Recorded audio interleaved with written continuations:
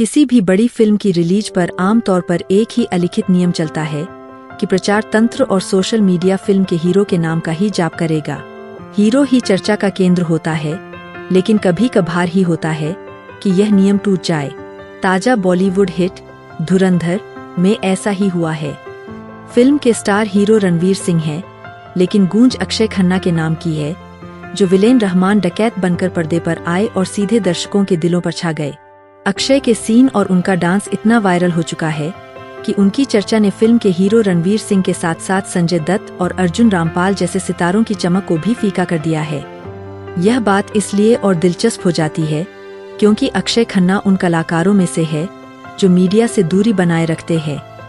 न social media account, न कोई प्रचार टीम, न पार्टियां, न फोटो, कुछ भी नहीं। जहां आत्म प्रचार को सफलता का जरूरी हथियार माना जाता है, अक्षय खन्ना एक ऐसे स्टार है जो फिल्में भी कम करते हैं, लाइमलाइट और इंटरव्यूज से भी दूर भागते हैं। अपने साउथ बॉम्बे के घर में अकेले रहना उन्हें बेहद पसंद है। उनके बारे में फिल्म निर्देशक करण जौहर ने मजाक में कहा था कि अगर अक्षय खन्ना को किसी वीकेंड पर ऑस्कर अवार्ड भी मिल रहा होगा तो वह यह कहकर मना कर देंगे कि वह वीकेंड पर घर से नहीं निकलते। अक्षय खन्ना ऐसे ही है, चमक से दूर, पर जब पर्दे पर आते हैं तो सबको पीछे छोड़ देते हैं। जुलाई 2017 में मुझे अक्षय खन्ना का इंटरव्यू करने का मौका मिला था। दिल्ली के एक 5 स्टार होटल में वह अपनी एक फिल्म का प्रमोशन करने आए थे। हालांकि प्रमोशन शब्द उनके व्यक्तित्व पर कभी पूरी तरह फिट नहीं बैठता। वह मीडिया से बात करने के लिए कतई उत्साहित नहीं थे। उनकी आंखों में थकान थी और चेहरा गहरी चुप्पी से घिरा हुआ था। 2 महीने पहले ही उनके पिता और मशहूर बॉलीवुड स्टार विनोद खन्ना का निधन हुआ था। मैंने बातचीत शुरू करने की कोशिश की और पूछा, आपकी फिल्में इतनी देर में क्यों आती है? उन्होंने हल्की गंभीर आवाज में कहा, कुछ पर्सनल इश्यूज थे जिनकी वजह से फिल्मों से दूर था और अच्छी स्क्रिप्ट नहीं मिल रही थी। वाक्य आधा बोला, आधा निगल लिया। मैंने देखा वह ठहर गए थे। कुछ क्षण बाद उन्होंने खुद ही बात आगे बढ़ाई, मानो अपने ही भीतर के ताले एक एक कर खोल रहे हों। उन्होंने कहा, देखिए, एक्टर होना आसान नहीं है। एक एक्टर दुनिया का सबसे ज्यादा निर्भर और संवेदनशील कलाकार होता है।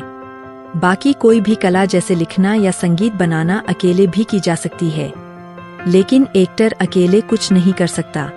हमें अच्छे डायरेक्टर, अच्छे लेखक, अच्छे कैमरामैन और अच्छे साथी कलाकारों की जरूरत है। एक्टर का काम बहुत नाजुक होता है। अच्छी टीम के बिना हम कुछ भी नहीं। धुरंधर देखकर पता चलता है कि वह कितने सही थे। अक्षय तो वही है, लेकिन धुरंधर में उनका रोल जिस तरह लिखा गया और निर्देशक आदित्य धर ने जिस खूबसूरती से उन्हें पेश किया है, उसने पूरी बाजी पलट दी। उस दिन अक्षय मेरे ज्यादातर सवालों के बहुत छोटे जवाब देते रहे, मानो इंटरव्यू देना ही न चाहते हों। अंत में मैंने उनसे उनके पिता विनोद खन्ना के बारे में सवाल पूछा, जिन्हें गुजरे हुए करीब 2 महीने बीते थे। वह फिर खामोश हो गए। कुछ पल बाद बोले, देखिए, अभी ज्यादा दिन नहीं हुए हैं और हम पर अभी इसका बहुत असर है। मैं कुछ भी बोलूंगा तो इमोशनल हो जाऊंगा, इसलिए इसे रहने देते हैं। इंटरव्यू के बाद मैंने उनसे पूछा कि क्या मेरे किसी सवाल से उन्हें परेशानी हुई, तो वह फौरन बोले, नहीं नहीं, बस मेरा बात करने का मन नहीं कर रहा। मैं उनकी साफगोई पर हैरान हुआ।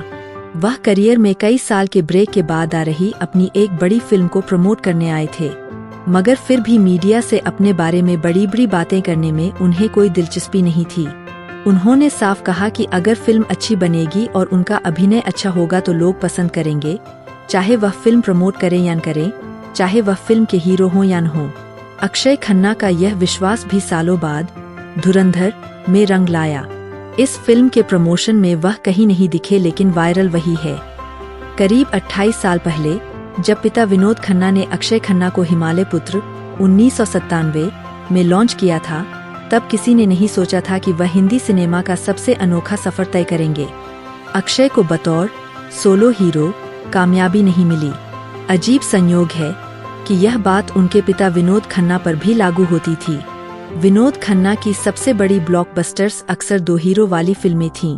अक्षय की कामयाब फिल्में भी 2 हीरो वाली या मल्टी स्टारर फिल्में रहीं। शुरुआती सालों में बॉर्डर ने उनके अभिनय का पहला बड़ा जौहर दिखा दिया। संवेदनशील, अंतर्मुखी और गहरी भावनाओं से भरा हुआ किरदार। लेकिन बतौर हीरो कुदरत, डोली सजा के रखना, लावारिस, अब लौट चले जैसी फिल्में सब एक एक कर पिटती गईं। बड़ी चमक मिली तो सुभाष घई की ताल से, लेकिन वहां भी अनिल कपूर और ऐश्वर्या राय मौजूद थे।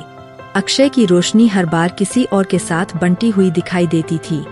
फ्लॉप फिल्मों से ज्यादा नुकसान उनका झड़ते बालों ने किया, मगर उनके करियर को सबसे ज्यादा चोट कम चलती फिल्मों ने नहीं, बल्कि उनके जड़ते बालों ने पहुंचाई। भारतीय फिल्म इंडस्ट्री में नायक का उनका हेयर स्टाइल बेहद अहम होता है। बाल नायक की पहचान, उसका रुतबा, उसकी फैन फॉलोइंग का इश्तहार होते हैं। और अक्षय बहुत कम उम्र में इन्हें तेजी से खोने लगे। फरहान अख्तर की दिल चाहता है 2001 ने उन्हें एक नए अंदाज में पेश किया। आधुनिक, स्टाइलिश, परिपक्व शहरी दर्शकों में उनकी नई फैन फॉलोइंग खड़ी हुई। पर इस स्टाइल के साथ एक सच्चाई साफ दिखने लगी। अक्षय के बाल तेजी से गायब हो रहे थे। बाल जाने लगते हैं तो सितारे अक्सर हेयर ट्रांसप्लांट जैसी तकनीक का सहारा लेते हैं।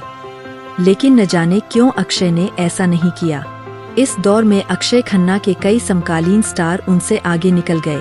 सालों बाद फिल्म पत्रकार और समीक्षक मयंक शेखर को दिए इंटरव्यू में उन्होंने बिना किसी झिझक के स्वीकार किया कि बाल जाने से उनका आत्मविश्वास बुरी तरह डगमगा गया था। उन्होंने कहा था, यह सच में आत्मविश्वास को हिला देता है। मेरे साथ यह सब बहुत कम उम्र में होने लगा था और उस वक्त यह एहसास वैसा था जैसे किसी पियानो वादक की उंगलियां कट जाएं। मेरे लिए वह अनुभव बिल्कुल ऐसा ही था। धीरे धीरे समय के साथ आप इसे समझना और स्वीकारना सीख जाते हैं। इस स्वीकारोक्ति में उस अभिनेता की सच्चाई छिपी थी जिसने अपने गंजेपन से लड़ाई नहीं की बल्कि उसे अपने किरदारों में ढाल दिया। मयंक शेखर उस इंटरव्यू को याद करते हुए कहते हैं कि एक फिल्म स्टार से बालों के बारे में उन्होंने बड़ी हिम्मत करके सवाल पूछा था, लेकिन अक्षय खन्ना उस दिन शायद दुर्लभ रूप से बात करने के मूड में थे, इसलिए खुलकर बोले। कमबैक का साल दिल चाहता है के बाद अक्षय अब्बास, मस्तान और प्रियदर्शन की दुनिया में जाते रहे और हंगामा, हमराज, नकाब, रेस जैसी कई हिट फिल्मों का हिस्सा बने। इन फिल्मों ने उन्हें लोकप्रिय तो किया, लेकिन इन हिट फिल्मों में वे कभी अकेले हीरो नहीं थे। गांधी माय फादर 2007 में महात्मा गांधी के बेटे हरिलाल गांधी की भूमिका में उन्होंने यादगार अभिनय किया। समीक्षकों ने तो खूब सराहा, लेकिन फिल्म बिल्कुल नहीं चली। शायद इसी मोड़ पर उन्होंने यह समझ लिया कि नायक बनकर चमकने से बेहतर है अच्छे और ठोस सपोर्टिंग रोल्स निभाना। अक्षय हिंदी सिनेमा के अकेले हीरो है जो लगभग गंजे लुक में इत्तेफाक और दृश्यम जैसी कामयाब फिल्मों में न सिर्फ नजर आए बल्कि अपने अभिनय से दर्शकों को बांधे रखा।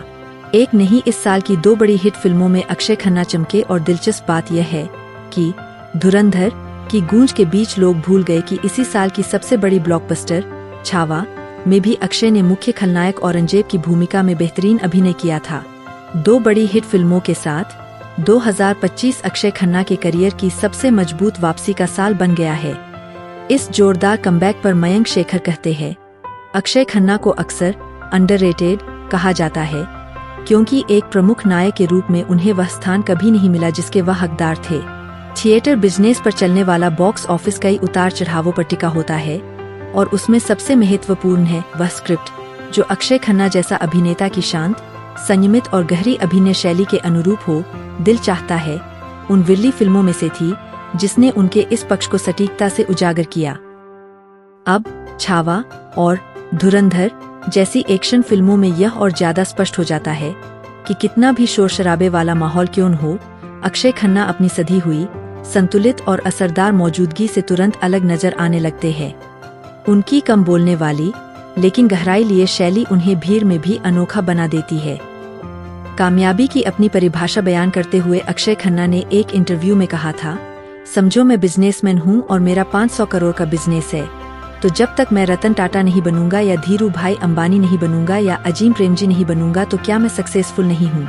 जब तक मैं शाहरुख खान नहीं बनूंगा तब तक क्या मैं सक्सेसफुल नहीं हूँ। मैंने कामयाबी देखी है। हमारी 120 करोड़ की आबादी में 15 से 20 लोगों को मौका मिलता है फिल्मों में काम करके हीरो बनने का, उससे ज्यादा क्या चाहिए आपको? 16 से 17 साल तक मुझे काम मिल रहा है, अपनी शर्तों पर, अपनी प्रतिभा पर यकीन और शांत रहकर सिर्फ अपने काम से बोल उठने वाले अक्षय खन्ना का कमबैक यही बताता है कि शो नहीं, असर सबसे दूर तक जाता है और कभी कभी सबसे धीमी वापसी ही सबसे मजबूत वापसी होती है।